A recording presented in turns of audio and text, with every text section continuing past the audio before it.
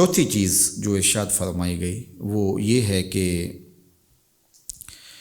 عہد کی غداری نہ کی جائے۔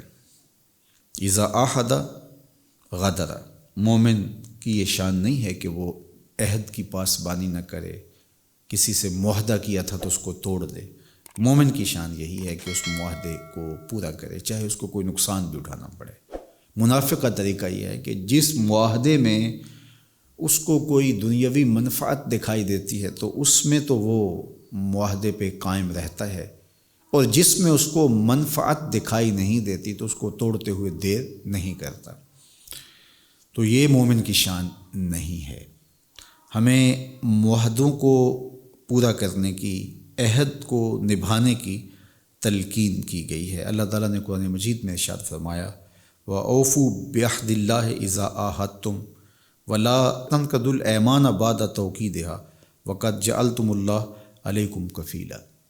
اور دوسرے مقام پہ ارشاد فرمایا کہ اوفوا بالعہد ان العہد کان مسئولا، کہ ہم وعدے پورے کریں، اور وعدوں کے بارے میں قیامت کے دن پوچھا جائے گا، سوال ہوگا، حتیٰ کہ ہمارا وہ عہد کسی کافر کے ساتھ بھی ہو تو پھر بھی ہمیں پابند کیا گیا ہے کہ اس عہد کو ہم نبھائیں، اس عہد کو ہم پورا کریں۔ اللہ کے محبوب علیہ السلام نے ارشاد فرمایا، بخاری میں روایت موجود ہے، مسلم میں بھی روایت موجود ہے، حضور نے ارشاد فرمایا، حضرت عبداللہ بن عمر رضی اللہ تعالی عنہ سے یہ روایت مروی ہے، لِكُلِّ غَادِرٍ لِوَاءٌ یوم القیامہ یُعْرَفُ بِهِ، کہ قیامت کے دن جو وعدہ خلاف ہے، عہد توڑنے والا ہے، تو اس کے ساتھ جھنڈا ہوگا۔ ایک روایت میں اس کی پیٹھ کے ساتھ جھنڈا ہوگا۔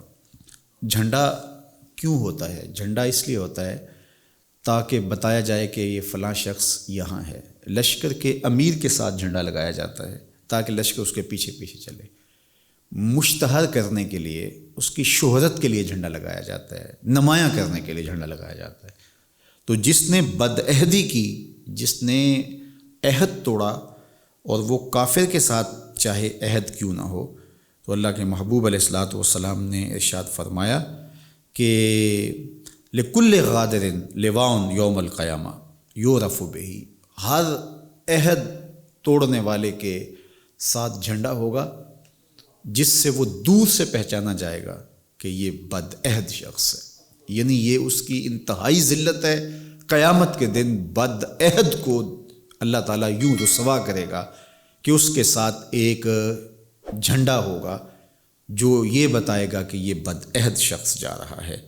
اور پھر یہ ارشاد فرمایا فَيُقَالُ عَلَىٰ هَٰذِهِ غَدَرَةُ فلاں، یہ شخص ہے جس نے فلاں شخص سے بدعہدی کی ہے۔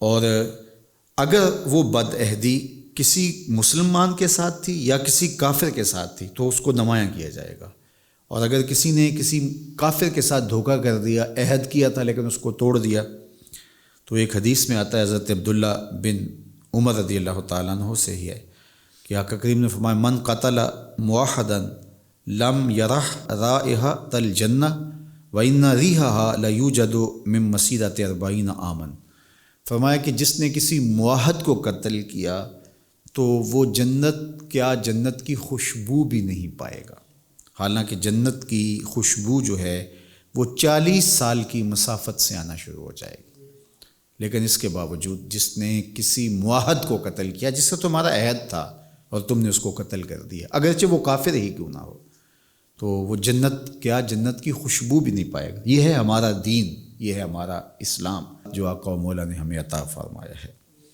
اور جو پانچویں چیز ہے حضور علیہ السلام نے ارشاد فرمایا وہ ہے امانت میں خیانت کرنا۔ جب اس کے ساتھ جس کو امانت دی جائے تو وہ اس میں خیانت کرتا ہے، یہ منافق کی علامت ہے۔ ہمیں امانات کو محفوظ رکھنے کی اور ان کے اہل تک پہنچانے کی تاکید کی گئی ہے۔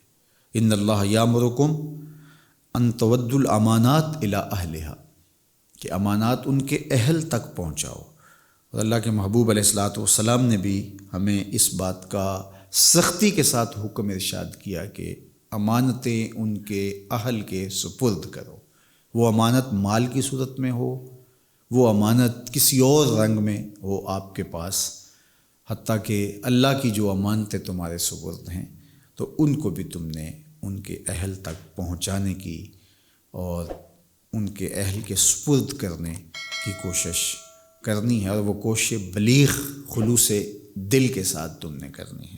تو ہمیں امانات کو ان کے اہل تک پہنچانے کی تلقین کی گئی اور حکم دیا گیا۔